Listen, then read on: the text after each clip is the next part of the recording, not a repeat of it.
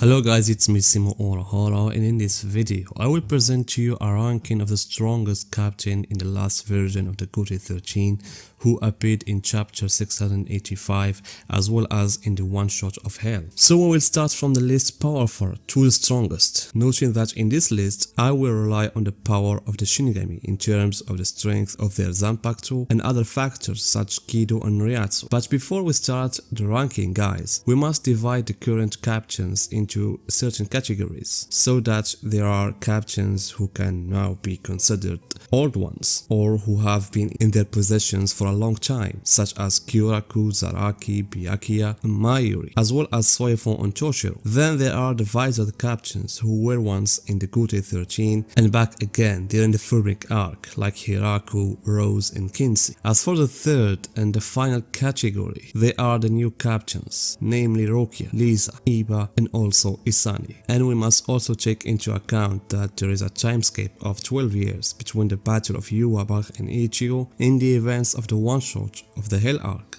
Therefore, these years are capable of developing the skills and power of many captains, especially those who showed weaknesses in controlling their power in the Quincy arc.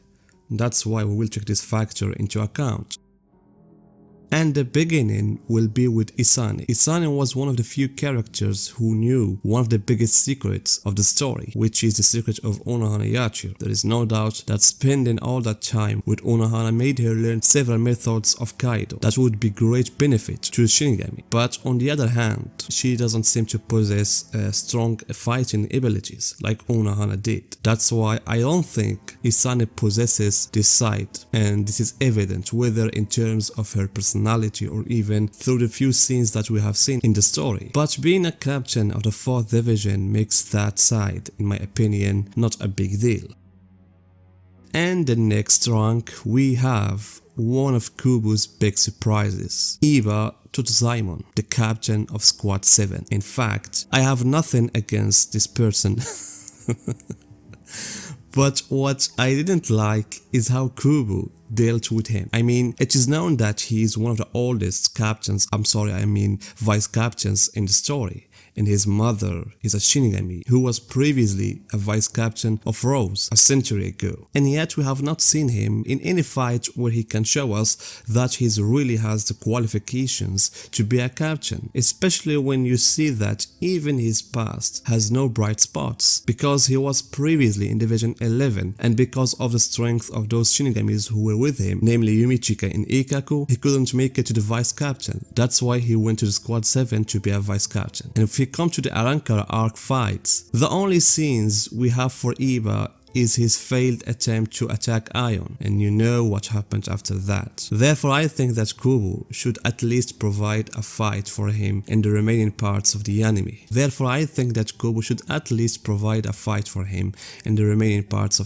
Where he can show us his Shikai, or maybe, like what happened to Sasakibi, we will see his Bankai. I don't know, but we need to see something from him to know what made him obtain the position of captain.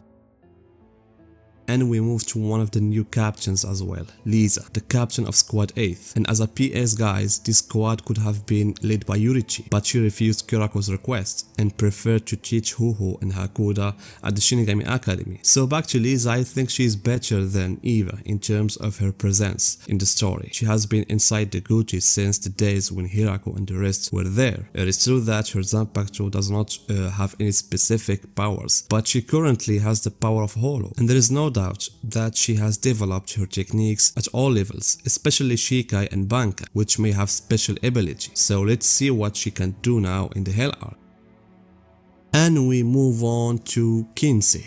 Frankly, I find all the Visored captains to be of average strength. It is true that they have good personalities, but the way they fight and their strength in general is average in my opinion. The most prominent example is Kinsey. Kinsey's role was very disappointing in the Quincy arc, and he wasn't able to provide anything, whether in the Shikai or Bankai. What I can say is that Kinsey's power is high when he uses the mask, which he didn't use throughout the course of the story, the Quincy arc. And we have Soifon.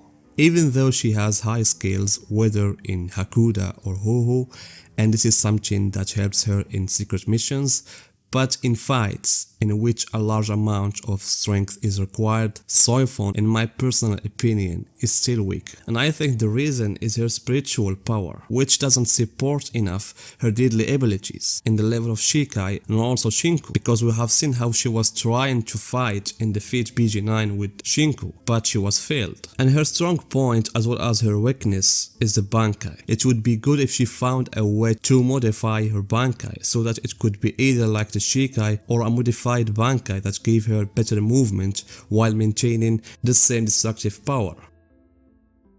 Hirako Shinji, one of the most beloved characters in Bleach, but unfortunately he is one of the characters that Kubo didn't know how to deal with. He had all the capabilities to show his strength, whether by benefiting from the abilities of the Shikai Sakanadi or the power of the Hollow, which he showed that he could use very well in his fight against Grimijo. But Hirako's big flaw, as we have always said, is his mouth. He talks a lot.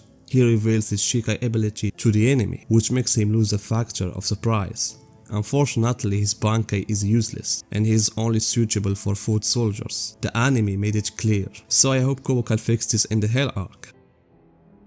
And as long as we talk about Hirako's Bankai that he has bad abilities, I find the strength of the ability of Rose's Bankai to be the one that made me put him now above Hirako and the rest. Among those I mentioned just now, I find that Hirako's Bankai is the one who has one of the strongest abilities. It is true that Masculine was in a high level of power, but Rose's Bankai was able to harm Masculine and perhaps even defeat him if just Rose closed his mouth. The same thing we said about Hirako can be said about Rose. If he had remained silent, Masculine would have remained within the power of the Bankai until he will be defeated, and we would have been able to see the third Bankai technique. This is without mentioning that Rose possesses the power of the Hollow. Rukia Kuchiki. I find her to be a good example of the progression in strength, because she spent several years fighting as an officer and developed her Shikai to several levels. Then she was promoted to vice captain until she went to the Riot Palace, where she discovered the true ability of the Zanpakuto, which is one of the most dangerous and powerful abilities, whether at the Shikai or Bankai level, and above all, she had more than 10 years to develop her powers. That's why I'm waiting for Rukia, the captain, to show us how she can handle now the power of her Bankai. And we are with Mayuri. Frankly, Mayuri for me, if we strip him of the issue of drugs or Nemo, which he relies on a lot in his battles, his strength that has a relationship to the fortune enemy arts is not something that big, and his battle against Yuri will remain a prominent example of that. But the thing that aroused my interest in Mayuri in the Quincy arc is his modified Bankai, because Mayuri's ability to make his Bankai receive the information that he sends to him and thus provide counter abilities against his opponent remains an exciting ability. In addition, the poison ability, which is one of his basic Zanpakuto's abilities, remains a dangerous ability, and he is capable of bringing down opponents even if they have the advantage over him. And now we are at the top 4, and the beginning will be with Toshiro. I know that some see him as weak because he was defeated many times, but what some people forget is that most of his fights or defeats were against Aizen Sasuke. He is unlike many, those who receive gifts from Kubo in many ways. Toshiro was trained intensively until he reached Tiger and Yorima's true power, and he achieved it. Also how his techniques were very powerful. Hadn't been for the fact that the opponents who was in front of him was Jirard. Now Toshiro, like Rukia, has room for improvement, so I'm waiting for what his strengths will be like after 12 years. Byakuya Kuchiki can be considered one of the characters who has experienced major transformations in terms of his personality as well as in terms of his power. His going to the Royal Palace had a great impact on making his Zanpakuto to another level of power. Therefore, I can say that Byakuya is currently the second person in the Gotei 13 after Kyorako in terms of experience and power that has something to do with the Zanpakuto. Senbon Zakura has now become one of the strongest Zanpakuto in terms of attack and defense. We also saw how he defeated the Christian Reiter and even defeated Robert, with his vault standing supported by Sclavery. Byakuya was an important element in the battle against Jirard. Therefore, Byakuya can now be considered one of the main pillars of the current Gotei. And we move to Kyoraku, Shinsui and Zaraki. I know that some people think that Kyoraku is stronger than Zaraki because of the Bankai that Kyoraku possesses and the techniques that he has. But I'm sure if you asked Kyoraku who is stronger, you or Zaraki, he would have said Zaraki. It is enough to know what Kyoraku did by sacrificing Unohana in order to awaken Zaraki's power, because he knows how strong Zaraki is and how his true power can turn the battle around.